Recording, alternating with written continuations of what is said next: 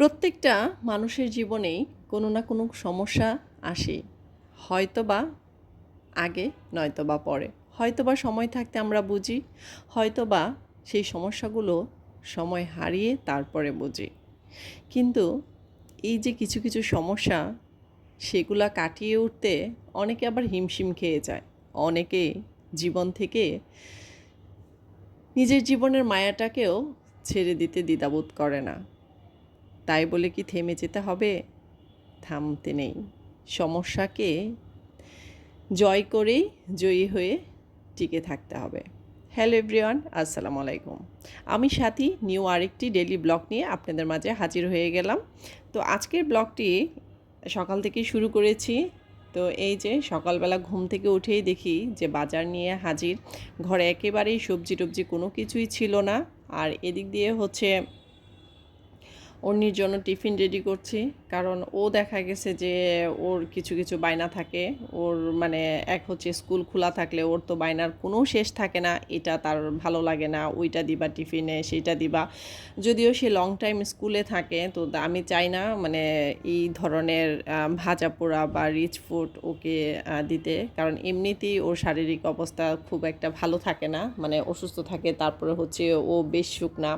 তো আর তাছাড়া দেখা যায় যে বাচ্চারা সারাদিন স্কুলে থাকলে আমি এই ধরনের খাবারগুলো খুব একটা অ্যালাউ করি না। তো কিছুই করার নাই, মাঝে মধ্যে আসলে বাচ্চাদের আবদারের মাঝেও আসলে চুপ হয়ে যেতে হয়। তো এই যে আর এদিক দিয়ে হচ্ছে আমার মেয়ের সবচেয়ে অপছন্দের জিনিস যেটা, সেটা হচ্ছে সকালবেলা তার নাস্তা খাওয়া কিংবা এই যে রুটি খাওয়া। সবচেয়ে বড় কথা মানে আমার দুইটা মেয়ে মানে তারা মানে সকালে নাস্তা খেতে চায় না, বুঝি না। কথায় আছে যে নাস্তা খেতে হয় রাজার মতো, কিন্তু আমার বাচ্চারা আসলে নাস্তা খেতে চায় না। যাই হোক, ওকে নাস্তা টাস্তা একদিক দা ওকে নাস্তা খাওয়ালাম, তারপরে হচ্ছে ওর স্কুলের জন্য রেডি টেডি করে দিয়ে দিলাম। আর এই যে এদিক দিয়ে হচ্ছে ঘরটর গোছগাছ করে দেন চলে আসলাম রান্নাঘরে, কারণ আমার আজকে একটু বাইরে কাজ আছে, তাই ঝটপট রান্না করতেছি। তো ভিডিও শুরুতে আসলে যেটা বলতে নিয়েছিলাম যে সত্যি প্রত্যেকটা মানুষের জীবনেই একটা না একটা সময় সমস্যা আছে বা আসে। আসলে সেই সমস্যায় অনেকে ভয় পেয়ে যায় বা নিজেও অনেক সময় ভয় পেয়ে যায়, কিন্তু আসলে সমস্যাটাকে জয় করতে হয়। সেই জয় দিয়ে আসলে সম্ভব সমস্যা থেকে বের হওয়া।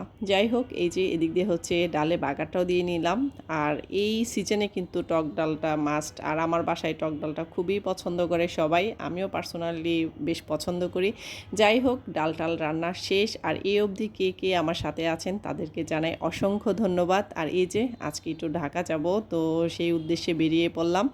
তো কেমন লাগলো ভিডিওটা অবশ্যই কমেন্টস করে জানাবেন। আজ এই পর্যন্তই, সবাই ভালো থাকবেন, সুস্থ থাকবেন। আল্লাহ হাফেজ।